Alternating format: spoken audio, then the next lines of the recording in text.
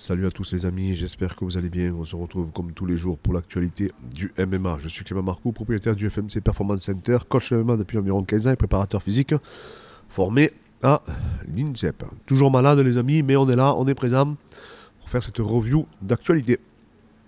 Donc du coup, la grosse nouvelle du jour, c'est que Kamaru Usman serait peut-être out de son combat contre Leon Edwards et il serait peut-être remplacé par ou Roré ou Stéphane Thompson.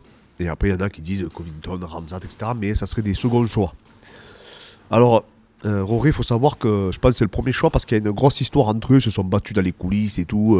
En plus, Roré, c'est quelqu'un qui vend énormément de pay-per-view. Et aujourd'hui, je pense que l'UFC, ils veulent faire du pay-per-view. Faut pas se leurrer. Surtout qu'apparemment, les derniers chiffres sont assez catastrophiques pour Ankalaev et Yann. Donc là, à mon avis, ils veulent vraiment pas louper l'encoche. Donc Roré et Léon Edwards, ça vendrait. Maintenant, sportivement parlant, je pense que c'est pas le meilleur combat à faire. Et d'ailleurs, je suis même étonné que leur premier choix n'ait pas été Ramzat. Alors, je suis étonné d'un côté. Pour le contexte, je suis pas étonné. Mais sportivement, je suis étonné. Alors, le contexte, pourquoi ? Parce qu'il y a, je pense qu'il y a 9 chances sur 10 qu'il loupe la pesée. Donc ils se disent, écoute, là il est énorme. Parce que vous avez déjà vu la dernière vidéo où il faisait de la leçon, il est énorme. Donc je ne sais pas s'il redescendra un jour à 77 kg. Et surtout, est-ce qu'on peut prendre le risque d'arriver, d'organiser le match, faire la promotion de ce match et qu'il arrive à 80 kg sachant que là, il n'y a plus de ceinture et que même Léon Edwards pourrait refuser le combat. Donc si tu as fait tout ton pay-per-view en te basant sur lui et qu'à la fin il te plante, ça serait très difficile. Après, sportivement parlant, ça les ferait sauter des étapes, mais par contre, moi, ça m'emballe. Je pense que vous aussi, ça m'emballe parce que j'ai envie de voir ce que Léon Edwards va pouvoir proposer. Moi, même s'il a une bonne anti-lutte et qu'il se relève bien, est-ce qu'il va pouvoir contrer la lutte de Ramzat ?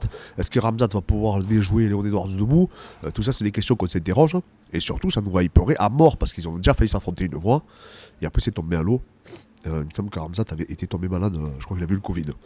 Donc voilà, moi je pense qu'à la place de l'UFC j'aurais fait ce premier choix. Maintenant c'est sûr que c'est délicat par rapport dû au fait en fait que Ramzat, il y a de fortes probabilités qu'il n'arrive pas à faire le poids le jour J.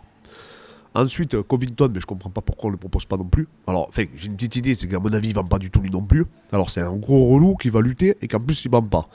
Donc mais je pense qu'à sa place que lui est classé numéro 1, je ferai la gueule de ne pas pouvoir participer au titre à la place de Kamaru Usman. Et du coup, il nous reste ou Roré, donc qui est le premier choix parce qu'il vend et parce qu'il est un passif. Donc je pense qu'on va se diriger vers ça, à mon avis, je suis quasiment sûr. Ou Stéphane Thompson, qui a fait un super combat, qui nous a livré une super opposition lors de sa dernière confrontation. Mais voilà, Stéphane Thompson, même si je sais que ça va être un beau combat entre les deux, mais je suis pas hypé, quoi. Je vous cache pas que je suis pas hypé. Autant Roré, oui, parce qu'il y a cette histoire et que je sais qu'ils vont quand même se la donner. Mais sportivement parlant, je pense qu'Roré n'y est plus aujourd'hui. Enfin, en tout cas, pour moi, je dis pas qu'il peut pas inquiéter Léon Edwards, mais je pense qu'aujourd'hui, il n'a pas la légitimité pour affronter Léon Edwards. Donc voilà, dites-moi en commentaire ce que vous en pensez. Mais j'aurais bien aimé qu'il nous annonce Ramzat.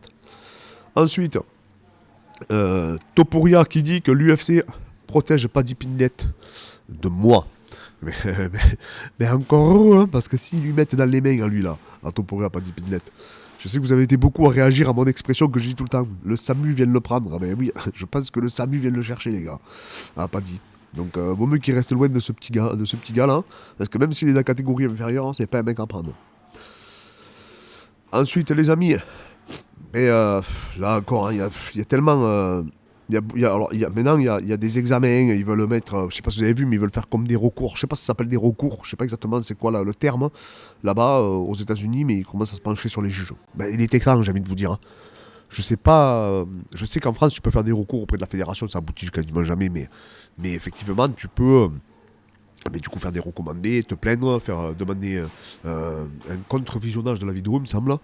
Pour essayer de faire changer le résultat. Alors je sais pas si aux États-Unis ça marche comme ça avec les commissions athlétiques, parce que je rappelle que c'est des commissions athlétiques, c'est pas, les juges ne sont pas avec l'UFC, c'est des commissions athlétiques indépendantes, je mets bien entre guillemets indépendantes, parce qu'on voit quand même qu'ils sont influencés, c'est pas possible. Pour mettre des résultats comme ça, c'est qu'à un moment donné il y a une influence quand même, parce que n'oubliez pas que c'est l'UFC qui les paye par contre.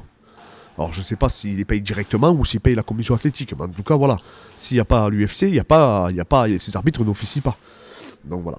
Donc voilà, en gros, c'est les deux grosses news du jour. Après, il y a plein de petits trucs, mais c'est pas des trucs que je trouve extrêmement pertinents. Donc je vous souhaite une bonne journée à tous les amis, et je vous dis à très vite.